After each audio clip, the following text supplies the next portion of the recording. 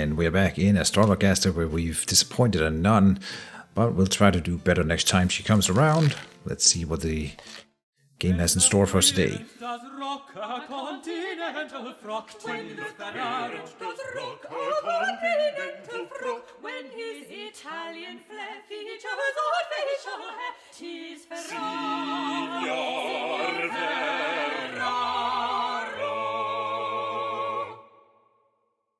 Amazing. All right. Good day, signor. And how may I assist you? Tis I, Riccardo Ferraro, come once again to see the great Doctor Simon Forman. So I see. What brings you this day?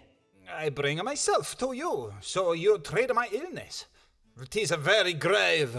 And, what might this illness be? Perchance we might start with your complaints. First problem is the laughter that cannot be controlled. Uncontrollable laughter, you say? I see. Anything else? Next problem, the dancing that cannot be controlled. Uncontrollable dancing. And yet, you do not appear to be dancing at present. What can I say? 'Tis uncontrollable dancing. I cannot control when I dance. Nay, 'tis a fair point. Doubtless my disease, whatever it may be, is very rare and very difficult to diagnose. But of course, if it be beyond your medical understanding... Let me assure you, signor, that whatever is said of us on the continent, the learning of we English doctors is unparalleled. There is no better medical care to be had than in London. Now, let us see whether the stars may tell us something of your unusual and troubling illness. Okay. He gets drunk on the weekend, and therefore he laughs at silly jokes and dances too much. And it's a problem, he doesn't understand. The other thing is, last time he came around, he was pretty unhappy with my diagnosis, and I think he might have been faking his disease. So, I think what he's trying to do is come here and get a doctor's letter to, like, get off from work or something like that. Just... He wants excuses and drama. Anyway, let's see if I'm right. I suffer from uncontrollable laughter and dancing. What ails me? Aquarius, the ruler of the ankles. They suggest an imbalance of blood. Ferraro has been bitten by a tarantula on one of his ankles. Tarantula venom causes the victim to laugh, sing, or dance uncontrollably, while also provoking an acute loathing of music. And then here we have Virgo, ruler of the digestive system. The sun suggests the illness is chronic. Mars represents an imbalance of yellow bile color in the body. Senor Ferraro is suffering from colic. Colic? I've heard that in Danish. Anyway, a disease that occasions abdominal pain, belching, and bloating of the stomach. No, okay, so neither of them accuses him of getting drunk on the weekend. I've never heard of anyone being bitten by a tarantula and then having problems with laughing and singing and dancing uncontrollably, but this does seem to relate directly to what he's saying, whereas this doesn't. He doesn't mention abdominal pain. Can we see his patient history? Riccardo Ferraro, yes, we can see your history. See, he had pain in the lower back and during urination earlier, right?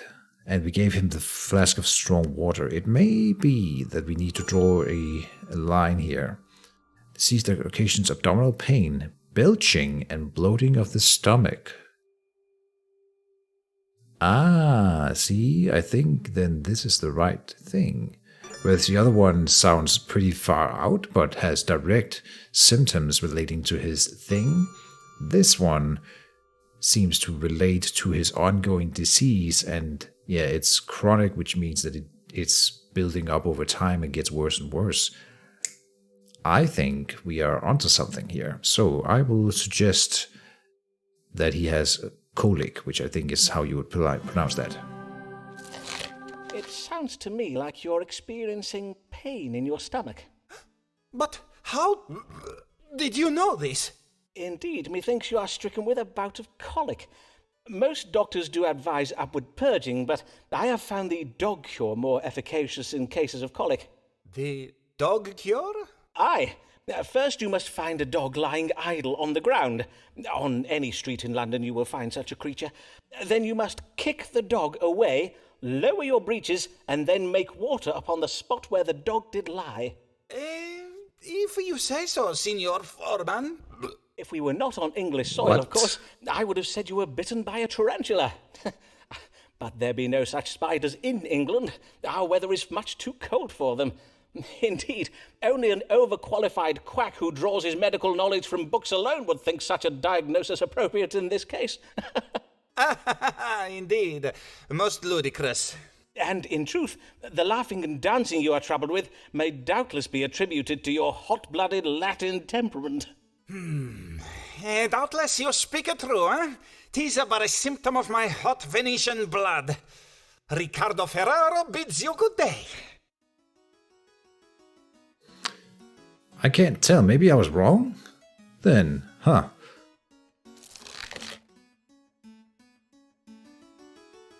The querent did present with a uncontrollable laughter and dancing. I did diagnose a bout of colic, having remarked upon the querent's abrupt exhalation of foul air. Methinks the querent was a little pleased with me for reading I gave this day. Well, the cure was definitely weird. I think the symptoms, and I think, again, the tarantulas not being in London, that makes sense to me. Of course, he comes from Venice, where he could have been bitten by a tarantula. So maybe that was the right choice. He only gives us 10 points again. By what manner of dark magic did he learn of my stomach pain? See, that's the thing. If I could guess that, I think that he should be like, oh, maybe I'm a good doctor. But apparently not too pleased with this result, is he? All right, we'll keep going. Why does this lady feel confined? Mayhap the world is too unkind. Nay, doctor, medicate her mind. Pray cure this comely lady. Pray cure this comely lady. Feel confined. Medicate her mind. Okay. Good day to you, madam. Yes. Good day, Mr. Forman. Pray tell, is your Venetian querent Riccardo Ferraro one of the patients you treat for troubles of the mind? Forsooth, his manner is right strange. I passed him at the door, and when I addressed him in the Italian tongue, he abruptly turned from me and ran away down the street. Nay, Signor Ferraro has no grave troubles of the mind that I'm aware of. Mayhap he was merely dumbstruck by your beauty, madam. Dr. Forman, a man is rarely struck dumb by a woman's beauty. Indeed, 'tis quite the reverse. He is oft rendered all the more loquacious, plaguing her with ill-formed metaphors he believes are compliments, and with hasty declarations and invitations she has neither sought nor invited. Ah, quite. But let us turn our minds to happier thoughts. I did lately hear of your marriage to your cousin, Mr. Alfonso Lania, for which I must congratulate you. Ah, yes, my marriage. 'Twas arranged when it became quite apparent that I was with child. Of this you failed to inform me. I came to you with a swollen belly, as you may recall. Verily? Then I beseech your pardon, madam. And your child and husband are both well, I hope? I would rather not discourse on the subject of my husband, Dr. Forman. As it pleases you, madam. What brings you this day? Lately I have been feeling heavy and lethargic. I do also find it hard to fix my attention upon the book I am reading or upon words I am composing. And yet, although I oft feel right tired, I am having difficulty sleeping. Well, becoming a mother, beset with all the demands of a suckling babe, can force change upon the normal rhythms of life. Nay, 'tis not that, for I have employed a wet nurse for the feeding and much of the care of my son. Methinks I must have some kind of disease. I see. Let us consult the stars to see what afflicts you. What is ailing Mistress Amelia Lania? Well, we now know that we could get punished in points if we did get it wrong. She took back the 10 points that she gave me from my consultation last time. So that's interesting, and we need to do better. I feel heavy and lethargic, yet I cannot sleep. What ails me? We have Leo, the ruler of the heart. Saturn in detriment in Leo. This suggests a mild imbalance of black bile in the body. Neptune, this suggests an illness is curable. Okay. Suffers from melancholy, an excess of black bile. Alright. Is that what melancholy means? Libra, ruler of the kidneys, suggests a psychological factor. Venus domicile in Libra. This indicates the illness will get worse before it gets better. The Aquarian suffers from phlegmatism. It is a temperament associated with excess phlegm, characterized by stoicism and stubbornness. Oh, that's probably not what she wants to hear. The Aquarian is trouble with an excessively choleric temperament. It is associated with an excess of yellow bile. Sufferers exhibit an aggressive, opinionated nature. Ruler of the digestive system. The illness is chronic. This represents balance of yellow bile, choler in the body. All right. You know what? I think it is the ruler of the heart, melancholy. She is unhappy with her child and being forced into marriage because of it. She didn't want the child, so she is depressed, basically. Right? Where this is stoicism and stubbornness. No. We are over here with black bile. Seems to be just a term we use for everything that's building up in the body. A mild imbalance of black bile, just a common denominator for any kind of wrong in the body or whatever. I think she's just depressed and not sure what to do about it, but maybe that is what she just needs to hear. You chose Leo. Let's see if we chose... Mrs. Lanier, the stars indicate that your suffering is occasioned by melancholy, or, in other words, black bile. I see. And what treatment can you give me for it? Before we speak of treating your condition, madam, I think it wise we determine what has provoked it. You did express a desire not to speak of your husband, and I cannot help but think that such a reluctance reveals where the source of your troubles might lie, to wit, within your marriage. Would I be right in thinking this? I do not wish to cause you distress, madam, but as a doctor, I do feel I must press you in case it is relevant to your troubles. My marriage is not a happy one, Dr. Forman. Mr. Lanier and I do not agree on matters of money and strong drink. I see. And what are your opinions on these subjects? That he spends all our money on strong drink. He disagrees. And your husband cannot be brought around to see your point of view, nor you his, I presume. Well, the marital discord provoked by strong differences of opinion can often engender melancholy in a wife. Until the matter is resolved between you, you may take a syrup of roses and chicory. Drink of it each day, and it will serve to reinvigorate your vital spirits. I will also have my manservant William bleed you of some of that excess bile. I thank you, Dr. Forman. William, come hither and bleed Mistress Lanier. Jesus. Well, I think we were correct in this one at least, but... Again, the cure, other than talking about it, is a good way to approach it. Bleeding her is maybe not so much, but whatever. The querent did present with symptoms of heaviness, lethargy, and troubled sleep, and an unnatural pallor. I did advise the querent that she suffered from melancholy. I had her bled and prescribed a treatment of rose and chicory syrup. Methinks the querent is most pleased with me for the reading I gave today. Good. 35, so we can get to the 100 still, I think, with her. Mayhap bleeding, my husband would cure him of his taste for strong drink. Very vigorous bleeding. Uh-oh. Oh, we have mail. Sir, I thank you for your recent inquiry with regards to obtaining a license to practice medicine. I note from our records that you terminated your enrollment at our institution some years ago on the grounds of insufficient funds. Whilst we do not ordinarily issue medical licenses to men who have not first completed a medical degree, proof of equivalent professional experience in the form of letters of recommendation may be taken into consideration. A minimum of 8 such letters of recommendation is customarily required. I advise you to write to us once again. Once you have obtained the requisite number of letters. John Cowell, Vice Chancellor, University of Cambridge. All right, so we did the right thing going down this path.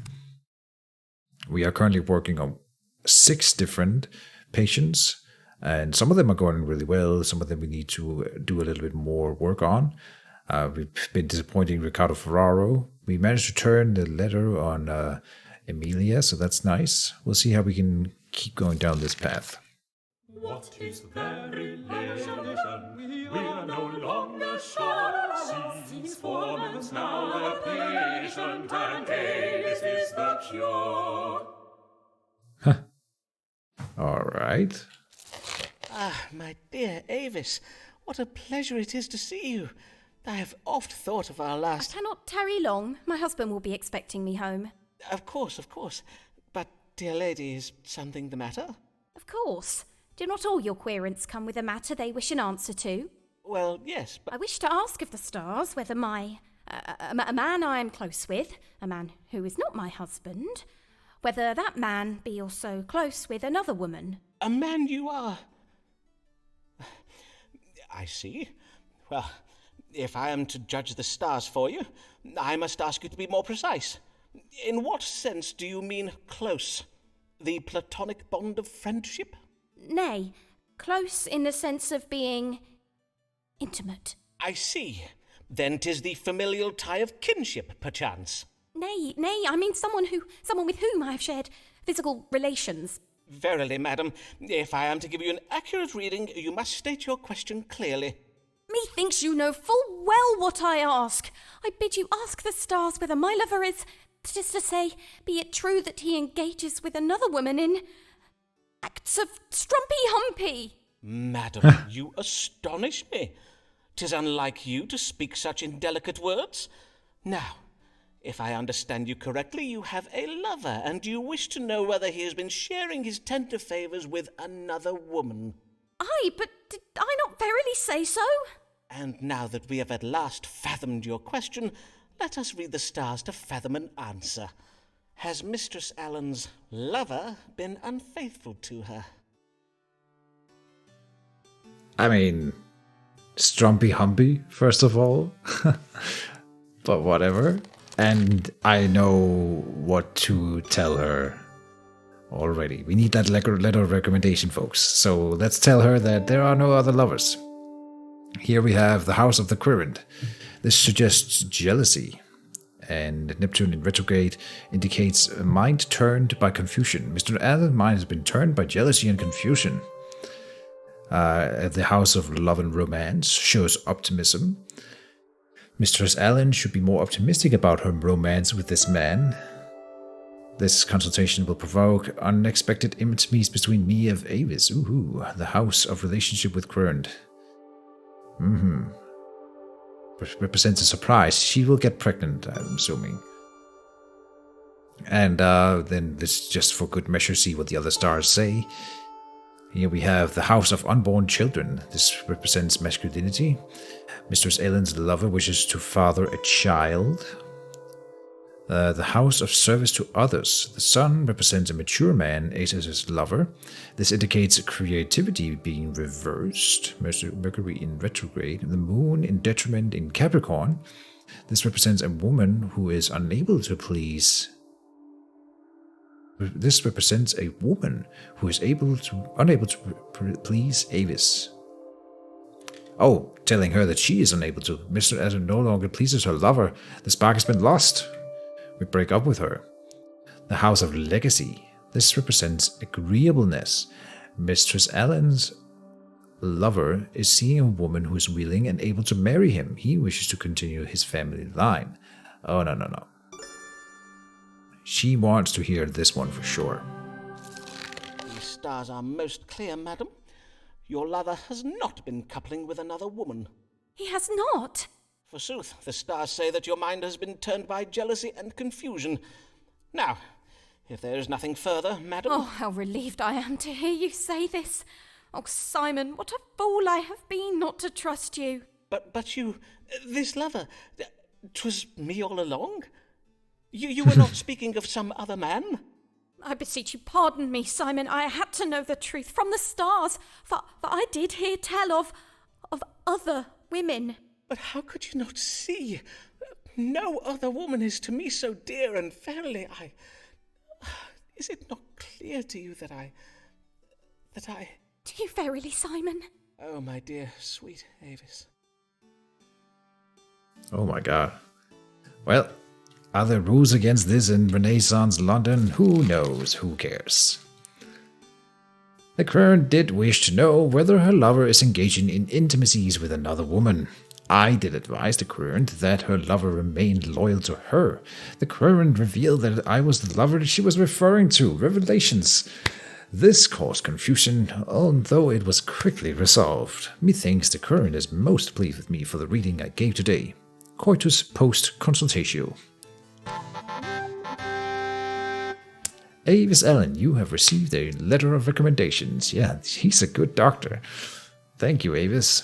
Verily, I was wrong of me to doubt him so. Yes, you were wrong, Avis.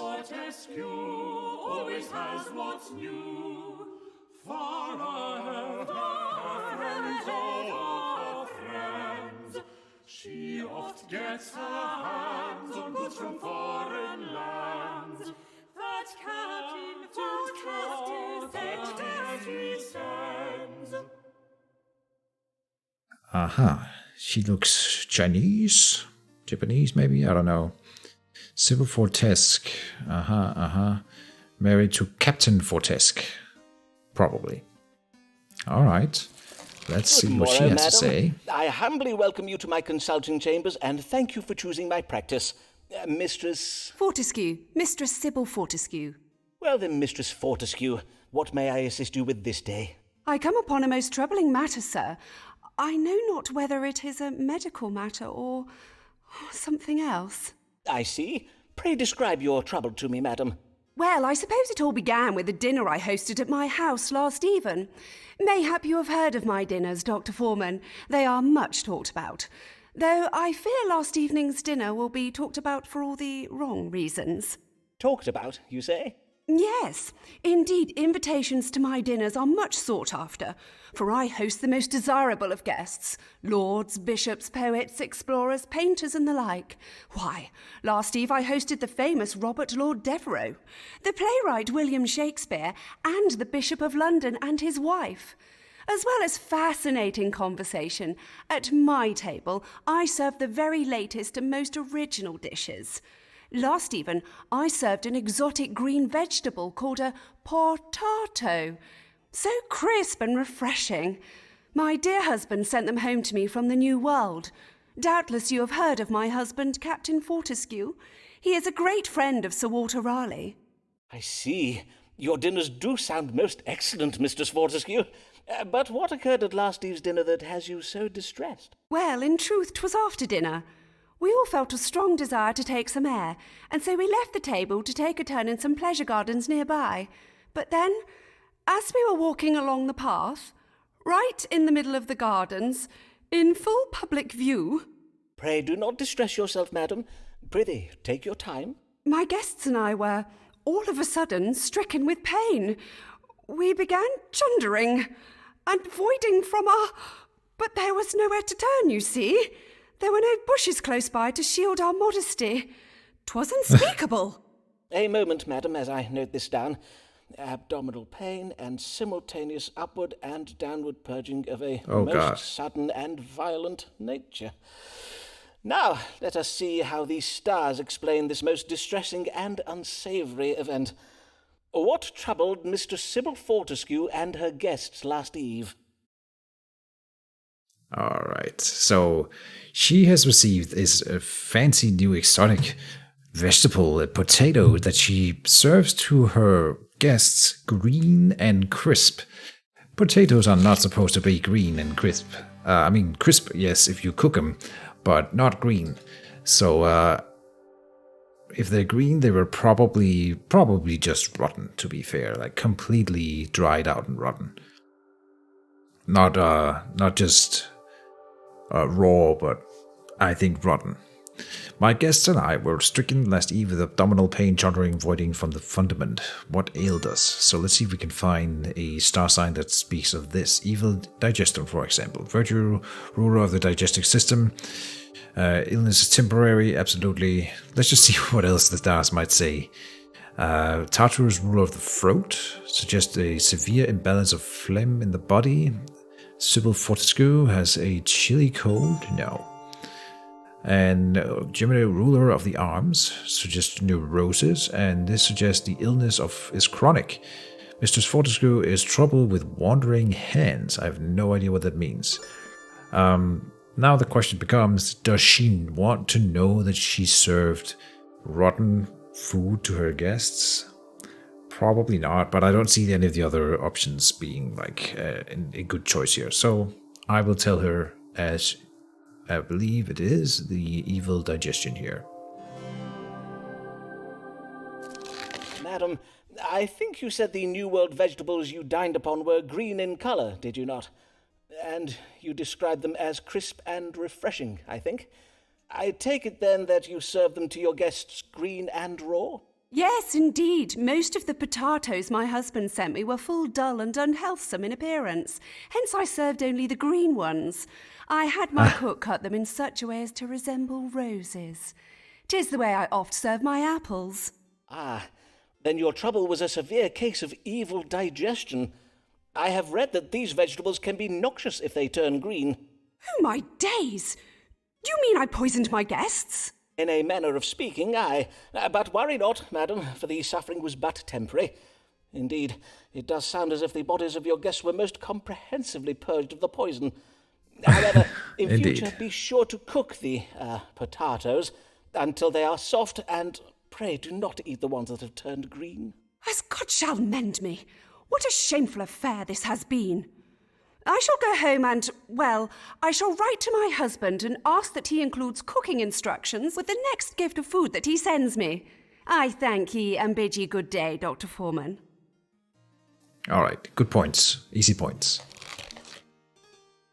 The current did present with symptoms of both upward and downward involuntary purging, abdominal pain, and fever.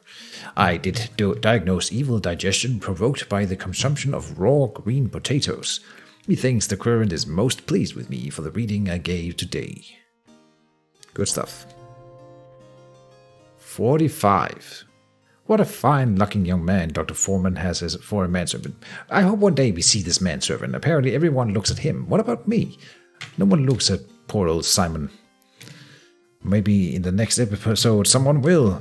So this is where we cut off today's consultation, folks. Thank you for watching and see you tomorrow. Bye-bye.